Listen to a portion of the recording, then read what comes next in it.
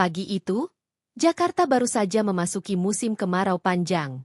Matahari menyinari rel-rel kereta yang membentang seperti ular besi, berkilau memantulkan cahaya.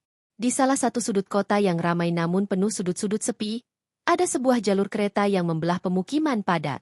Jalur itu dikenal warga sebagai Lintasan 12. Jalur yang punya reputasi angker sekaligus berbahaya, karena banyak insiden terjadi di sana.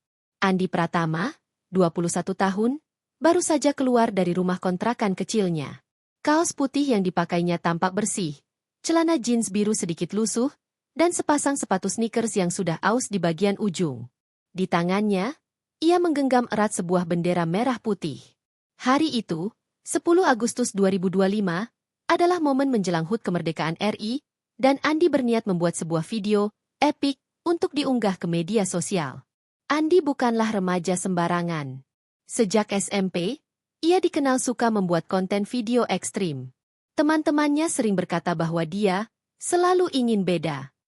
Dari memanjat menara tanpa alat pengaman, hingga berdiri di atas truk yang sedang berjalan hanya untuk mendapatkan angle keren.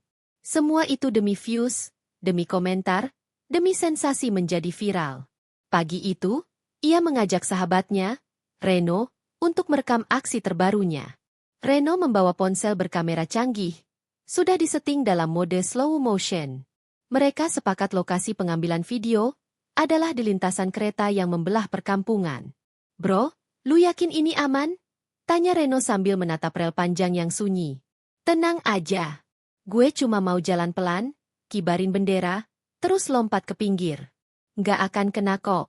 Gue udah lihat jadwal keretanya. Jawab Andi, seolah yakin penuh. Reno masih ragu.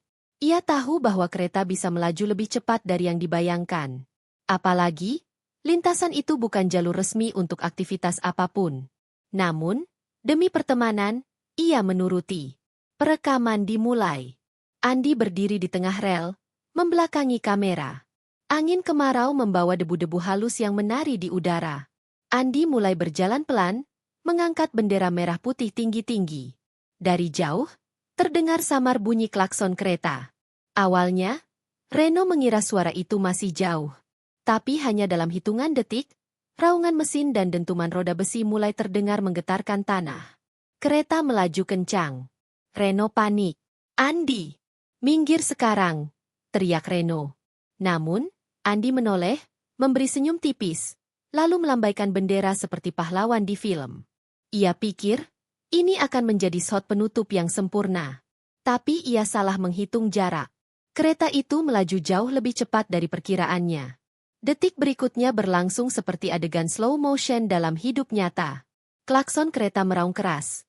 Reno berlari maju mencoba menariknya, tapi jaraknya terlalu jauh.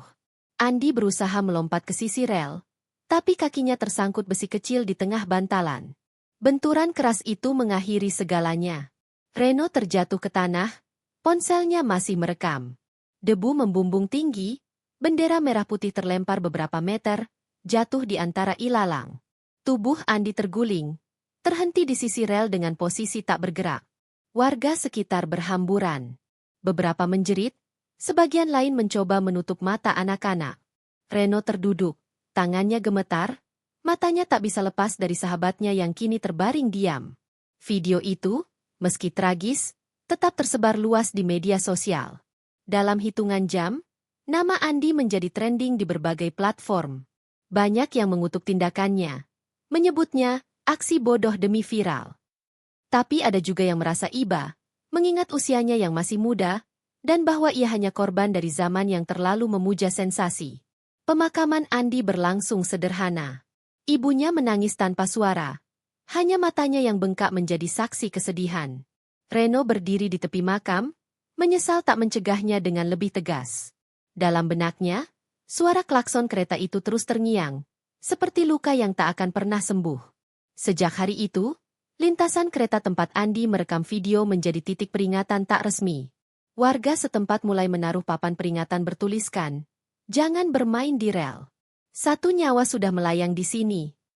Reno, yang dulu hanya seorang sahabat, kini menjadi orang yang menceritakan kisah Andi sebagai peringatan di sekolah-sekolah, kampus, dan komunitas anak muda, berharap tak ada lagi yang mengulang kesalahan yang sama. Namun, di dunia yang haus akan konten, suara klakson itu entah akan didengar atau diabaikan lagi.